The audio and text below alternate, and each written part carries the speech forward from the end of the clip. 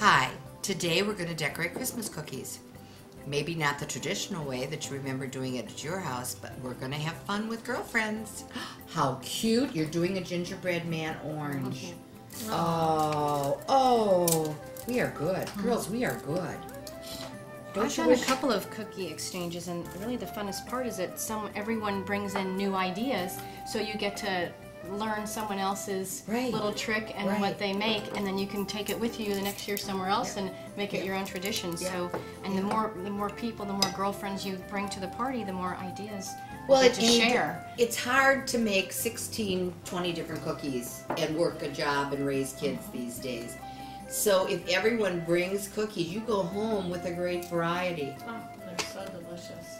Red Hearts, please. You can. I love Red Hearts. I'm going to take a few and put them on my tray. Oh, good idea. Put a few on your tray. Then we made chocolate chip cookies. Plain old chocolate chip cookies. Kate made them. And tell us what we did different on these chocolate chip. And we started with a mix. Yeah. Bite your tongue, but tell the truth. No, we just started with the chocolate chip cookie mix, but to add a little specialty to it, we put in dried cranberries. So they're chewy and tasty, so you get a little chocolate and then you get a little cranberry. You know what I was thinking? It's a delicious mix. We read and Meg. Kate and I we're readers and rippers out of magazines. And it said cranberries, but then yesterday we were talking and we thought dried cherries. Cherries with the chocolate would be better.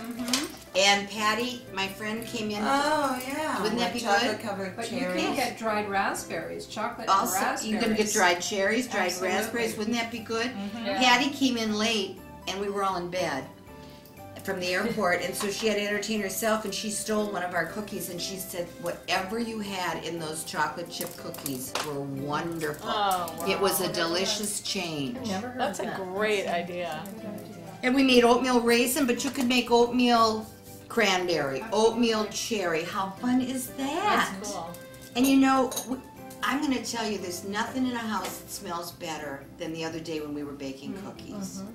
And when someone invites you to a cookie exchange party, you don't have to come with the best cutout. You just have to bring 12 dozen cookies of any sort. So you get cookies that just taste good. At my cookie exchange, the most popular cookie that ever came into my house was the peanut butter with the chocolate kiss on the top. That's so I simple. love those. Love them, love them. And It's again, a Reese's bar. it is. So I'm just gonna take the plain chocolate chip cranberry cookie, and I'm going to add some frosting to half of it, so it looks like a half and half. But it isn't just a plain sugar half and half. It's a chocolate chip cranberry half and half. That's a really nice color green.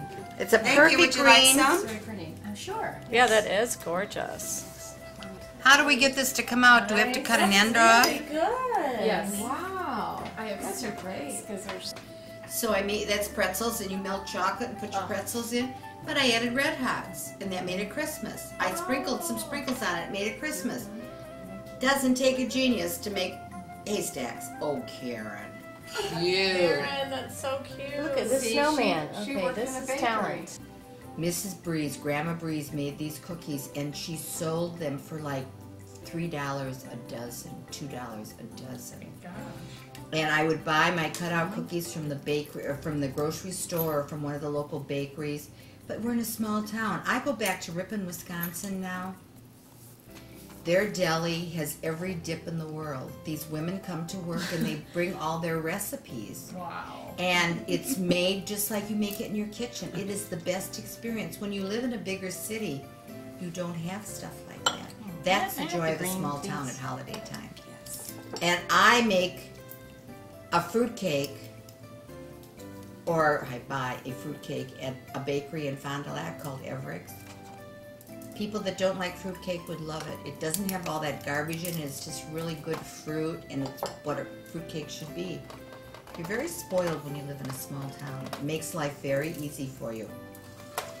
I think, though, the best thing about this is young people today don't take time to have fun with their girlfriends.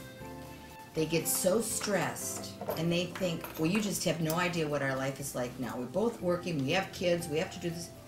I worked, we had kids, but we took time to do this, and it killed stress. Stress is in your head.